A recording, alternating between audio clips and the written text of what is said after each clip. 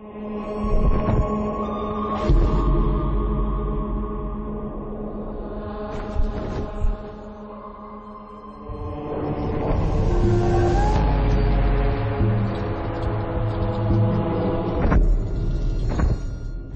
Inferno, there's just nowhere to just hang out. You know, I'm just going to go to the jacuzzi area. Anger is all about just intense violence and rage. Everything in the world is against you. Cutting limbs off, heads are coming off. Boom, boom, boom. Anger is definitely a level that Dante can sort of unleash his fury in.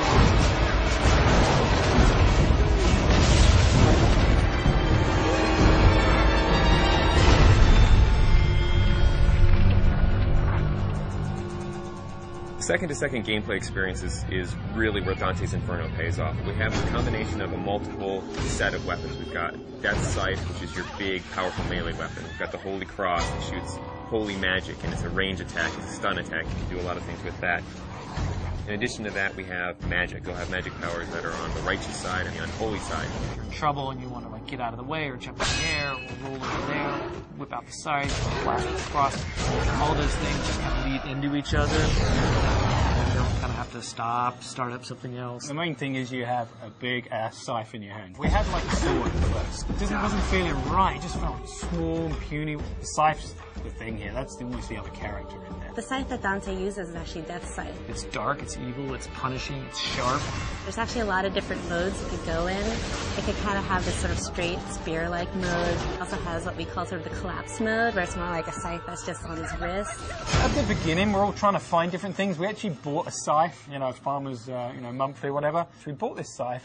As soon as we got the scythe, it's got the little handles like, no, this ain't gonna work. Sometimes you'll come into work and like you'll go to the kitchen and get coffee and there's just like some guy over there like with a broomstick and looking at himself in the mirror like doing this or going. So not only punishing everyone with that scythe, the other part of the combat is you've got the cross as well. The cross primarily is about stunning, pushing back, holding off enemies to buy yourself time. You know, it never really touches anyone physically. It's more about the power that they get from it.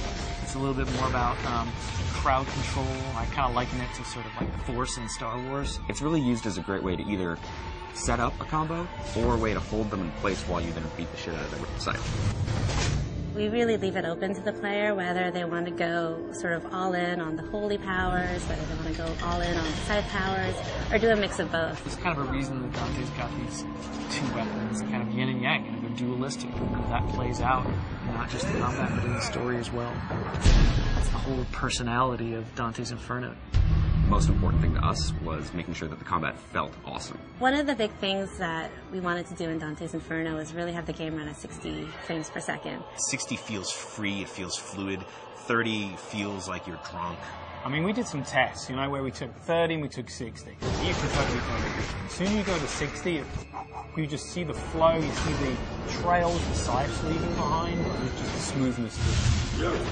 It's a visual and a tactile thing. It's how it feels, but 60 frames per second, that's pretty good.